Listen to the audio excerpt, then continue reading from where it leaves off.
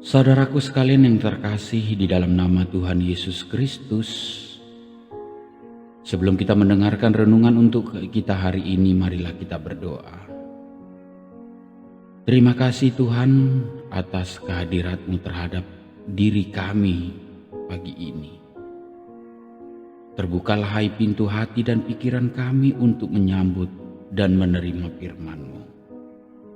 Di dalam nama anak-Mu Yesus Kristus Tuhan kami berdoa. Amin. Saudaraku sekalian yang terkasih di dalam nama Tuhan Yesus Kristus, firman Tuhan untuk kita hari ini diambil dari kitab Ibrani 3 ayat yang ke-16.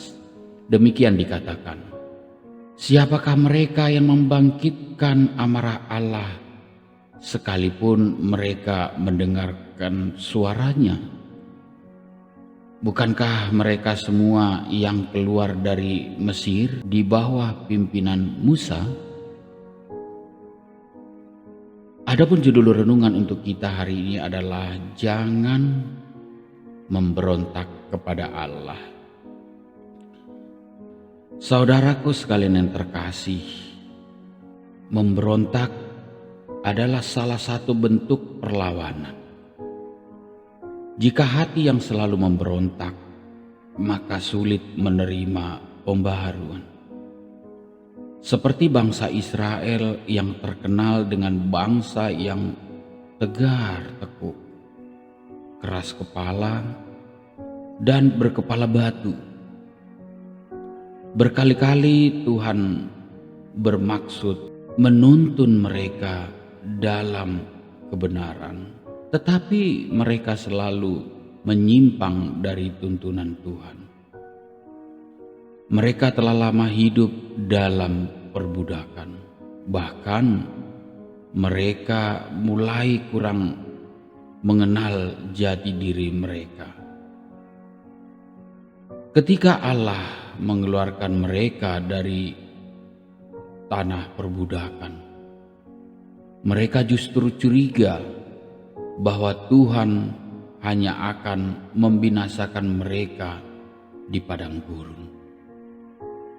Mereka lebih memilih hidup di dalam perbudakan daripada menjadi orang yang merdeka.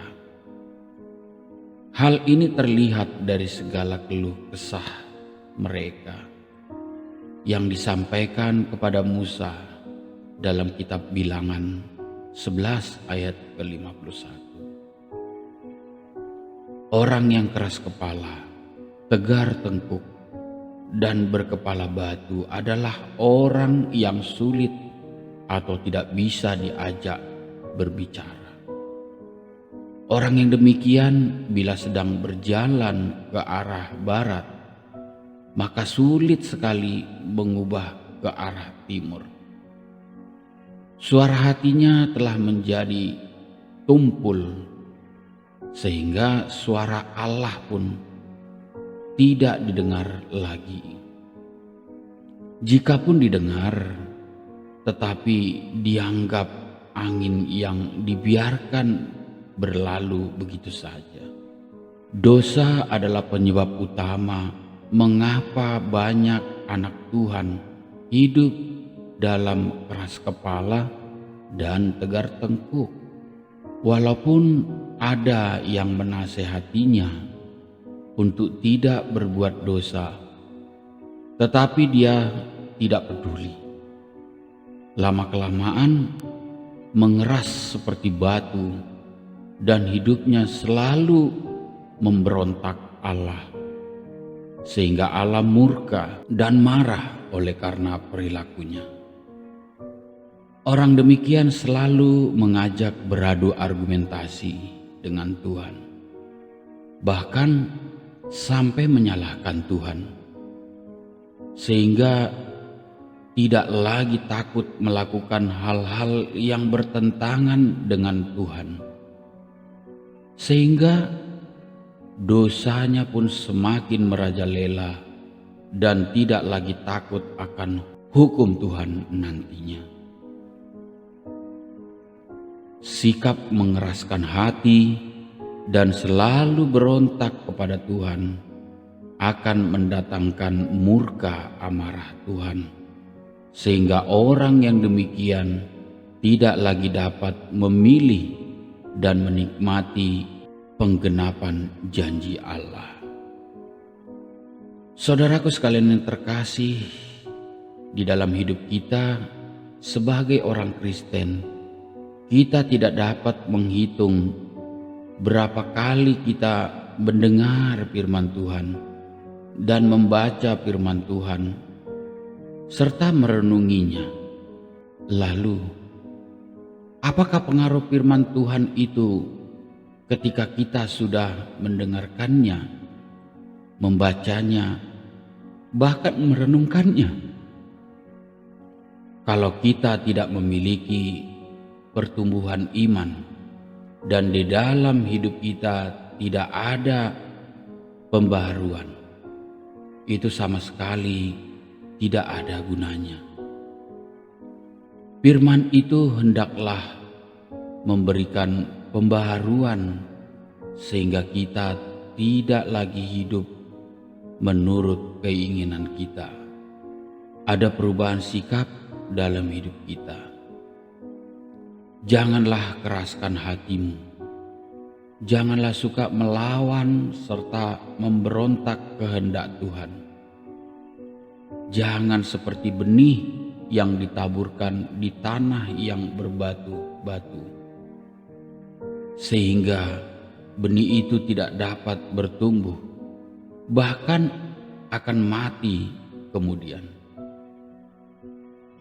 Saudaraku sekalian yang terkasih, renungan ini mengingatkan kepada kita, janganlah keraskan hatimu, jangan memberontak Allah, jangan suka membangkitkan amarah Tuhan, tetapi bukalah hatimu supaya Dia masuk ke dalam hatimu.